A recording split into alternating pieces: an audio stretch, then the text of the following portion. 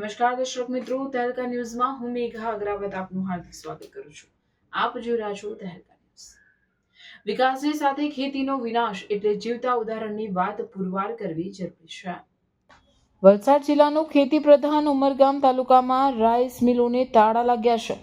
ઉમરગામ તાલુકામાં 2 ઔદ્યોગિક એકમો હોવા છતાં ગામડાઓમાં ઉદ્યોગો આવ્યા બાદ ખેતી અંતિમ શ્વાસ લઈ રહી છે. વાડીઓનું નિકંદન નીકળી ગયું, ડાંગરના ખેતરોમાં ઉદ્યોગો આવી ગયા અને રાઈસ મિલોના પટ્ટા થમી ગયા. ખતલવાડા ગામે આવેલી 100 વર્ષ જૂની રાઈસ મિલ માંડ છેલ્લો શ્વાસ લઈ રહી છે. આ રાઈસ મિલના પાયા આજે પણ 100 વર્ષથી અડીખમ છે અને બળદગાડાના કાળની જાણે રાહ જોઈ રહ્યા છે. 80-100 વર્ષ જૂની રાઈસ મિલો આજે પણ જૂની યાદો તાજી કરાવે છે.